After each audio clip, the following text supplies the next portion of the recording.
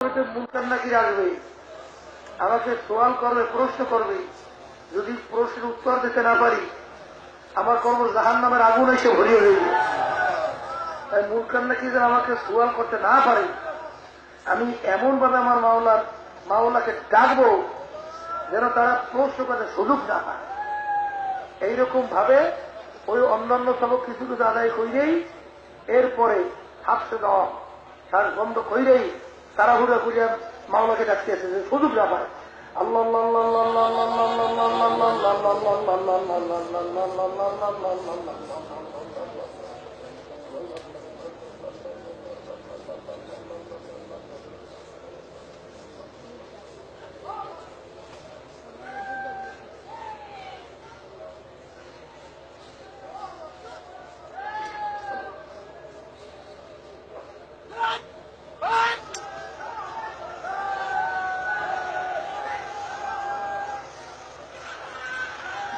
এইভাবে যতক্ষণ পারেন শ্বাস ছাড়বেন না।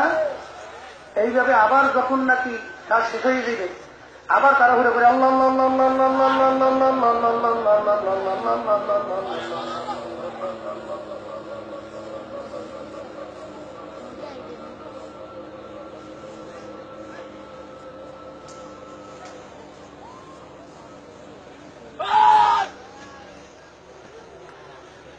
এইভাবে যখন আমার শ্বাস শেষ হয়ে যাবে, আবার কমপক্ষে এরকম 21 দম কমপক্ষে সবক আদায় করবেন। এই সবকের তাতেই আপনার খেয়াল নাই, আপনি ঘুমাইয়ে রয়েছেন, আপনার জিহ্বাটা মাওলার জিকিরে চলতে আছে। সুলতানুল আসগর যাকে বলা হয়, পশমে পশমে মাওলার জিকির জারি হয়ে গেছে।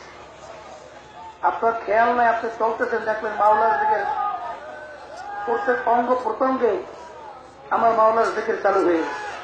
গাছের পাতা দিকে চাইয়ে দেখে আল্লাহ জিকির করতে। এইভাবেই যাদের তাসির আসছে তারা দ্বারা চতুর্থ সবক যারা নেবেন,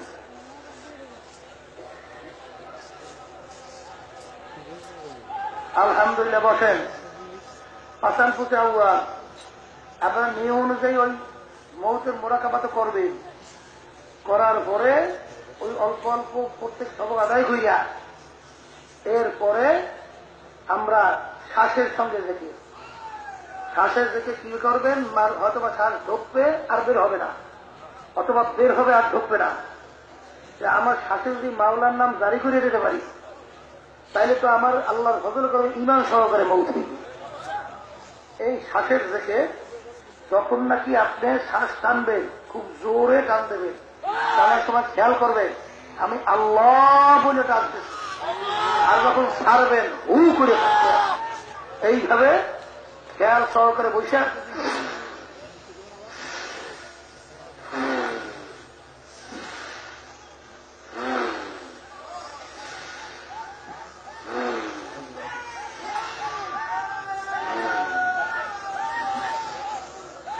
আমি টানতেছি, তখন আল্লাহ করে টানতেছি, আর যখন ছাড়তেছি হু করে থাকছি।